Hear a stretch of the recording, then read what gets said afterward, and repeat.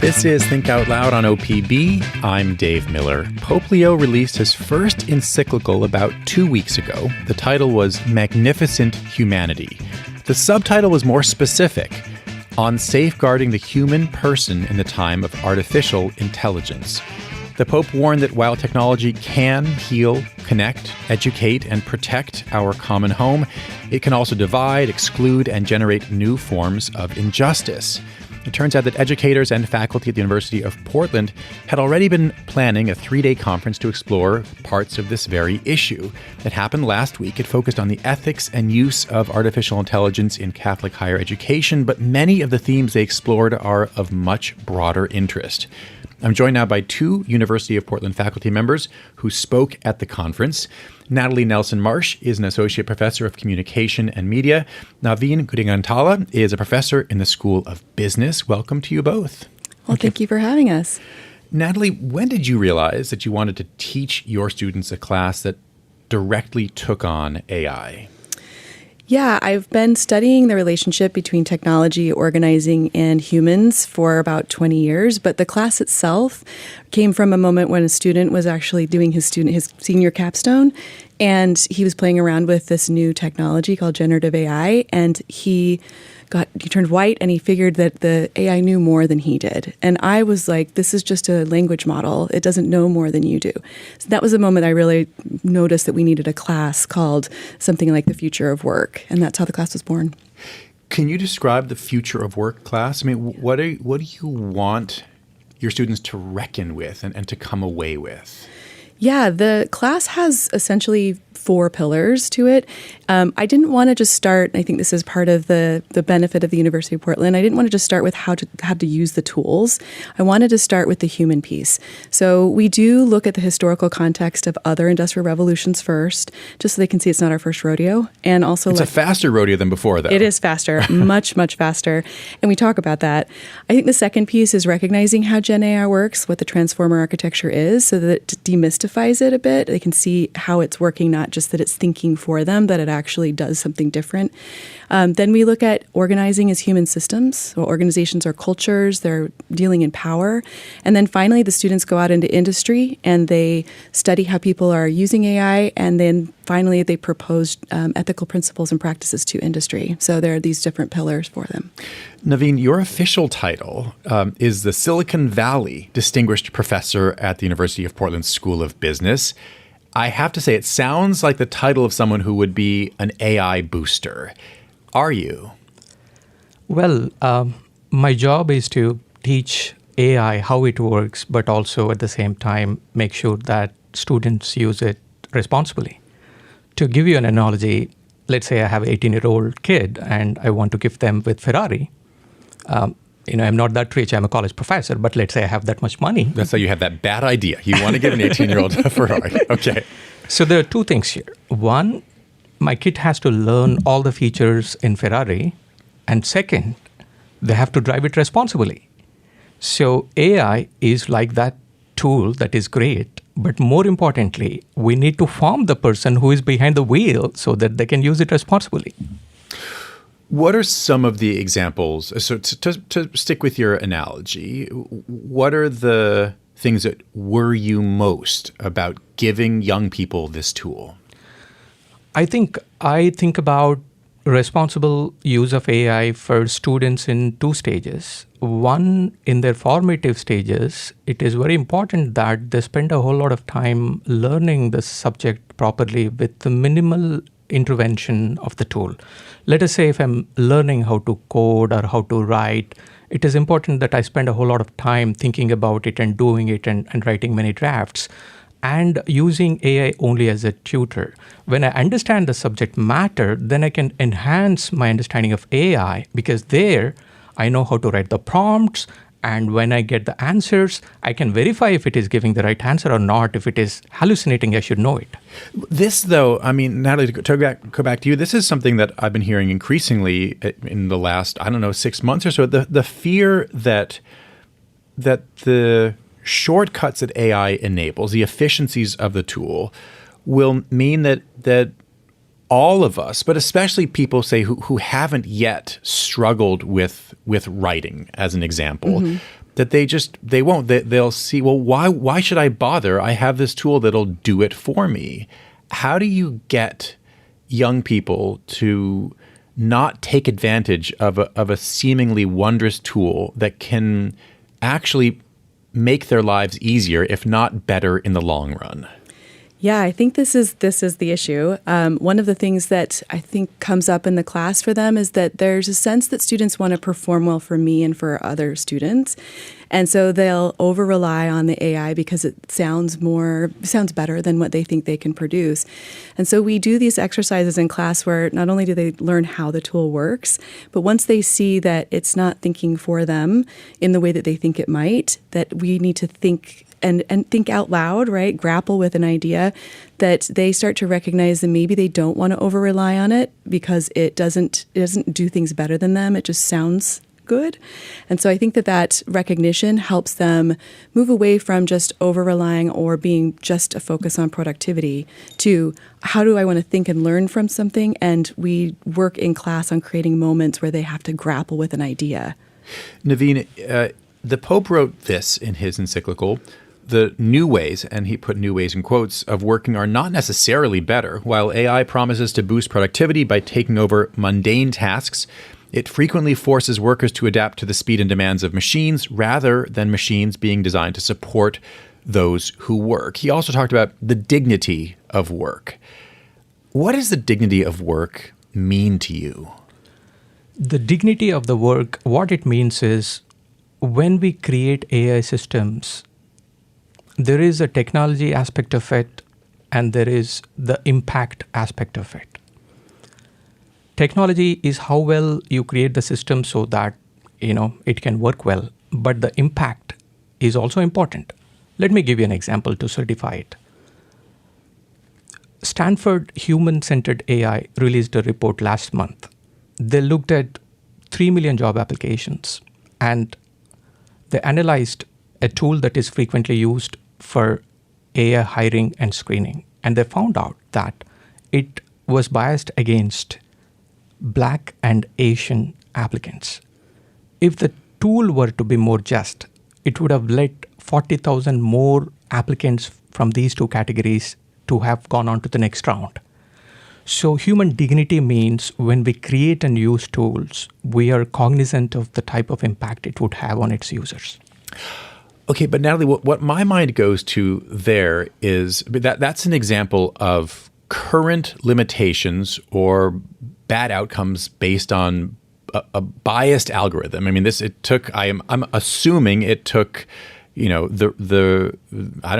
decades of bad earlier human decisions about hiring, and then it algorithmized, and then it says, and then when you ask it questions, it'll just do versions of what humans did before. But this is sort of a bad outcome. But to me, that's a little bit different than questions about what we should be doing, what work should be. Let's say that the tool gets better and doesn't make those particular bias-based errors, but it does eliminate things that HR professionals are doing now.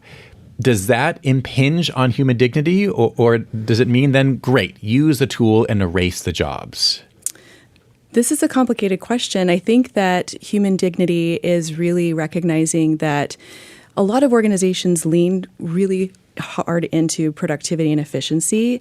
And so even if they fix the problems with, the corpus of training data not being biased and fix the outcomes, that there's still an element of, yes, some jobs will change, but if we can think about where we want to keep the human in the loop and that human layer, how do we keep creativity and critical thinking? That's an important part, so we don't just lean fully into let's just disrupt by taking all of the most, some of these jobs away and have it only be about productivity and efficiency. So for me, human dignity is this element of keeping students aware of maybe asking questions, why are we using it that way? Or, well, where do we want to keep the human process in play purposefully, intentionally, maybe like a collaborative process, for example. So it's pushing back against we just want to be profit-based, efficiency-based, et cetera.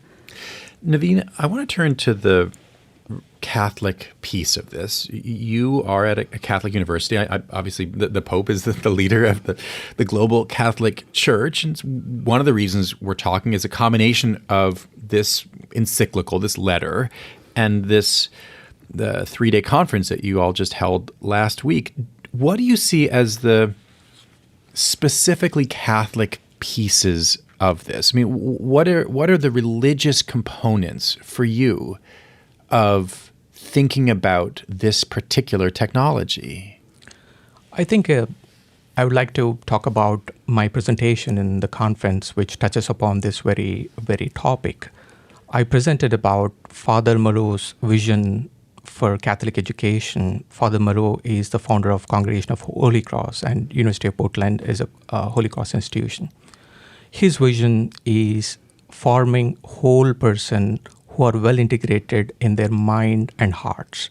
A competent mind is very good at using AI, but a compassionate and someone who is caring about the world, they bring their heart to the process and they think about the consequences. And Catholic education is about preparing that human person for the age of AI. If you're just tuning in, I'm talking right now with two University of Portland professors, Naveen Gudigantala and Natalie Nelson-Marsh. They both teach courses about AI, and they've been thinking about the practical and the moral or ethical questions surrounding the technology. Natalie, could you tell us a story of a final project that some of your students took part in, as I understand, where they were doing a kind of externship at an engineering company that relied heavily on AI. What did they experience and what happened? Yeah, the students were working in multiple industries, but this one example I think is really helpful. Students go out into industry and they shadow the worker, so they see, what the workers do as a pattern of work, and then they also are trying to ask questions about why you work that way. So seeing an organizational system as a human culture. They're also then looking at the power dynamics. When they come back to the class, they build in these ethical proposals and then practical outcomes. In this particular example, the students noticed that the engineers were being told by their higher-ups to use a particular AI, but the AI was producing problematic outcomes. And so the engineers were sort of resisting and created a new practice for oversight of the AI. And the students were like, what do we do with this? They're resisting AI. So instead, we talked about proposing ethical principles that prioritized human engineering to have oversight of the AI outputs. And their practice was they created a process, and then they also created sort of an oversight committee and proposed it to the engineering group, which they loved. But it demonstrates that organizations are cultural, they're power relationships, and that the students had empowerment and agency to propose something new. So that gives them that sense that they can do something that impacts the future of work. And management didn't say, no, you're slowing us down. Use this AI, crank out the widgets faster using this great new technology? They didn't, because the engineers were able to show that the outputs were bad. It was bad engineering. And so I think that was the selling point, that we need this oversight because what is getting produced wasn't terrible, but it wasn't a solid engineering outcome. And it was really about, what do you want our integrity to be here? So there's human meaning piece behind it too. We are in commencement season right now, a time when there are little snippets of commencement speeches that go viral, often because they're funny or because they're stirring in some way. This year, one of the themes has been recently minted college graduates booing when various commencement speakers at various schools bring up AI, often saying, this is the way of the future, often in positive ways, but not even necessarily. I think sometimes just the mention of AI leads to boos. How do you explain that? How do you understand that? Yeah, I had to say that because I start my class with an Industrial Revolution context, that I did go and pay attention to those speeches. And what I noticed is that the framing of it is often this sort of, we're determined to just react to AI as humans. Like these students have spent the last 4 years passionately finding what they want to do and engaging in this area of learning and interest, and then to be told that they're walking into a world that they have no control over and just have to react to feels bad. It doesn't feel good. I think that to shift that, it's not, you don't have control. This revolution is happening, but what you've learned can actually prepare you for that revolution. So I think the booing was really around feeling sort of just that they didn't have any agency. Well, Naveen, how much agency do we have as members of a society? There was never a referendum where Google, for example, said, all right, after having search results be sort of AI enabled at the top of the screen, we're just going to over time make it the norm. No one that I know of asked for AI explicitly to be embedded in our lives to the extent that it is now. And it's just the tip of the iceberg. 6 months from now, it'll be even more.